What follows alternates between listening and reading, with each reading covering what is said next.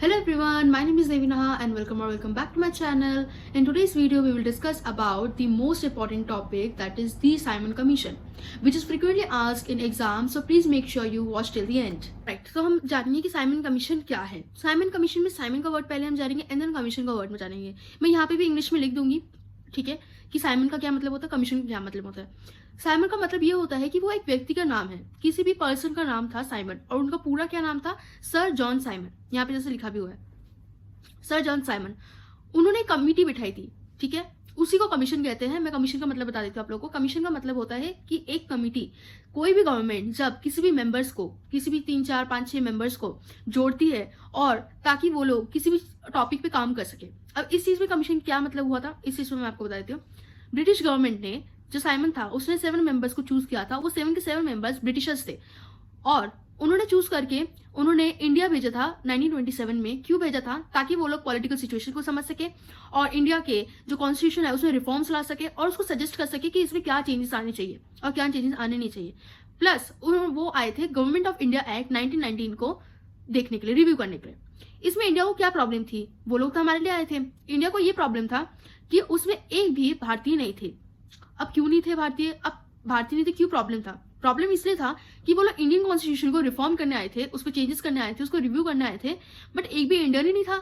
जब आप किसी चीज के लिए आ रहे हो तो उसमें इंडियन तो होना जरूरी है ना. कि अगर कोई भी कॉन्स्टिट्यूशन है, आप भारत के लिए आ रहे हो, फॉर एग्जाम्पल आप मेरे लिए आ रहे हो, ठीक है, आपने मेरे लिए डिसीजन ले लिया, आपने चेंजेस कर लिया, बट मुझे पता ही नहीं है और मैं उस सिचुएशन में हुई नहीं, ठीक है. तो सेम एज इंडिया के साथ भी यही हुआ था कि इंडिया के कॉन्स्टिट्यूशन में रिफॉर्म ला रहे थे, इंडिया के जो कॉन्स्टिट्यूशन था उसको चेंजेस कर रहे थे, बट उसमें सिंगल इंडियन नहीं था. 7 के 7 मेंबर्स ब्रिटिशर्स थे जो बाहर से आए थे. उनको हमारे इंडिया कुछ अता पता नहीं है, फिर भी वो लोग हमारे कॉन्स्टिट्यूशन को देख के, सिर्फ पॉलिटिकल सिचुएशन को देख के वो लोग चेंजेस करने शुरू हो गए थे. तो इसी चीज को इंडिया बहुत हर्ट हुई थी और इसी में ऑलराइट. तो ये सब जो है, ये जितना भी मैंने आपको बताया, ये किसके द्वारा किया गया था, सर जॉन साइमन के द्वारा किया गया था. इसमें क्या हुआ, उसके बाद इंडिया को बहुत ही एज ए इंसल्ट लगा, क्योंकि इंडिया के बारे में हम बात कर रहे हैं बट इंडिया के लोग ही नहीं है, तो उन्होंने एज ए इंसल्ट लिया था इस चीज को, ठीक है. जब ये 1927 में चलता रहा तो 1928 में जो इंडिया के लोग हैं वो स्ट्रीट्स पे उतर आए थे, ठीक है, रास्तों पे उतर आए थे और उन्होंने एक ब्लैक कलर का फ्लैग लिया था. वो उन्होंने नारा लगाया था, साइमन गो बैक, ठीक है. उसका इस चीज का उन्होंने नारा लगाया था कि साइमन गो बैक, और उन्होंने ब्लैक फ्लैग लिया था. तो ये जो मैं सारी चीजें बता रही हूँ, ये सारी चीजें इंपॉर्टेंट है कि उनका नाम क्या था, कितने मेंबर्स थे, क्या उसमें इंडियंस थे कि नहीं, और इंडियंस नहीं थे इसलिए इंडियंस ने एज ए इंसल्ट लिया था इस चीज को कि इंडिया के बारे में बात हो रही बट इंडिया नहीं है, ठीक है. उसके बाद उन्होंने क्या किया था 1928 में, कब किया था, 1927 में किया था कि 1928 में किया था, ये कब किया था, 1928 में किया था. क्या किया था, ब्लैक फ्लैग लेके रास्ते पे उतर आए थे और नारा लगाए थे चिल्ला चिल्ला के कि साइमन गो बैक. ये बहुत ही प्रेस्टिजियस और मैं बताऊं, एक ये ऐसा स्लोगन था कि साइमन को जाना ही पड़ा, ठीक है. तो इसमें एक और चीज हुआ था, इसमें एक ये इंसिडेंट हुआ था कि लाहौर में जब ये जब ये सब स्लोगन लेके भारत के सब नागरिक लोग जब ये स्लोगन लेके जब रास्ते में उतर आए थे, तब लाहौर में पुलिस ने बहुत ही गंदी तरह लाठीचार्ज किया था और उस लाठीचार्ज में लाला लाजपत राय भी थे. ये सारी चीजें जो मैं बता रही हूँ ये बहुत इंपॉर्टेंट है, तो आप प्लीज नोट डाउन कर लीजिएगा. लेटर ऑन मैं आपको क्वेश्चंस भी करवाऊंगी ही.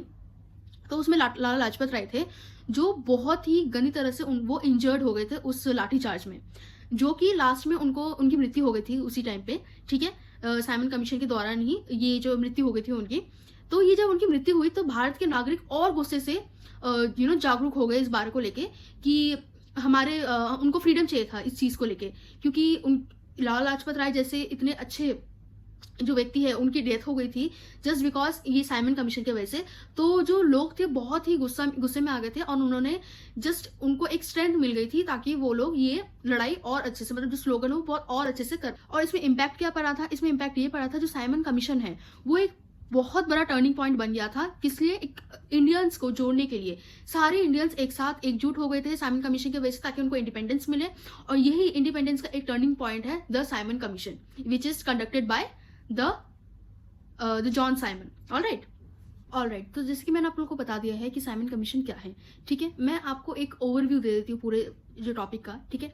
साइमन कमीशन जो है वो एक 7 मेंबर्स का कम्युनिटी था जो ब्रिटिशर ने सेंड किया था इंडिया में, इंडिया के जो कॉन्स्टिट्यूशन में रिफॉर्म्स कर सके, उसमें कुछ चेंजेस ला सके. बट इंडिया के लोगों ने उसको एज ए इंसल्ट लिया क्योंकि उसमें एक भी इंडियंस नहीं थे, कि अगर आप इंडिया के बारे में बात करना है तो एक भी इंडियन नहीं है. इंडियंस ने क्या किया इसके खिलाफ, इंडियंस ने 1928 में स्लोगन लेके आए साइमन गो बैक का, ठीक है। उसमें ब्लैक फ्लैग लेके आ गए थे सब लोग रास्ते पे, कि साइमन गो बैक का नारा बहुत चला चला के नारा लगाया था, ठीक है। बट इसमें क्या हुआ, लाठीचार्ज हो गया पूरे इंडिया में, ठीक है। अब लाहौर में क्या हुआ था, लाहौर में पुलिस ने इतना गंदा लाठीचार्ज किया कि उसमें लाला लाजपत राय भी थे उस उस नारा में, ठीक है। लाला लाजपत राय भी थे और उनको बहुत गंदे से वो इंजर्ड हो गए थे उस टाइम पे। इंजर्ड होने की वजह से उनकी मृत्यु हो गई बाद में, और फिर इंडियंस को और भी ज्यादा स्ट्रेंथ मिल गया इस चीज को लेके कि हमारे लाला लाजपत राय जो है इस सिचुएशन की वजह से उनकी डेथ हो गई, ठीक है। तो इसमें क्या किया, इंडियंस सारे एकजुट हो गए, एकजुट हो गए सब इंडियंस, और उनको एक फ्रीडम चाहिए था ब्रिटिशर्स से। तो ये एक टर्निंग पॉइंट था इंडियंस को इंडिपेंडेंस दिलाने के लिए, ठीक है। यही था साइमन कमीशन। अब मैं आप लोगों को कुछ क्वेश्चंस दूंगी, वो आपको आप लिख लीजिए। ऑलराइट, मैंने सारे क्वेश्चंस लिख लिए हैं, ठीक है। तो फर्स्ट क्वेश्चन इज कि ये जो कमेटी है वो किसने बिठाई थी, तो सर जॉन साइमन ने बिठाई थी, ठीक है। और कितने मेंबर्स थे, 7 मेंबर्स थे। और क्या इंडियन थे? नहीं, इंडियन नहीं थे, ब्रिटिशर्स थे। वो लोग क्यों आए थे यहाँ पे, तो वो लोग आए थे to review the working of the government of India act 1990, ठीक है, and to suggest new constitution reforms. इस चीज के लिए वो लोग आए थे, ठीक है। प्लस इसमें क्या बोलते हैं, कौन सा स्लोगन यूज किया था, तो उन्होंने किया था साइमन गो बैक का, ठीक है। आपको ऑप्शंस में उसको अलग अलग करके जैसे कि बैक गो साइमन या गो बैक साइमन ऐसे भी लिख सकते हैं, बट ऑप्शन में अगर आएगा साइमन गो बैक, ठीक है, तो आप उसी को ही करेक्ट करना। ऑलराइट, उसके अलावा और कौन से क्वेश्चन हो सकते हैं इसमें, कि कब वो लोग रास्ते पे आ गए थे जो इंडियंस, वो 1928 में आए थे। ऑलराइट, और इसमें किस मेंबर का डेथ हुआ था इस टाइम पे, तो लाला लाजपत राय का हुआ था साइमन कमीशन के दौरान, ठीक है। और क्वेश्चंस, ठीक है, यही क्वेश्चंस है जो मैंने आपको बताया। मैं होप सो करती हूँ कि आपको ये सब कुछ समझ में आ गया होगा। अब कोई भी आपको क्वेश्चंस और इस टॉपिक से रिलेटेड या कोई और किसी और टॉपिक से रिलेटेड आपको कोई भी क्वेश्चन पूछे तो प्लीज़ आप लोग मुझे कमेंट कीजिएगा, ठीक है। और अगर आपको ये वीडियो हेल्पफुल लगती है तो please do like, comment and subscribe to my channel, ताकि मुझे और मोटिवेशन मिले ऐसी वीडियोज़ अपलोड करने में। Alright, thank you for watching this video, good bye.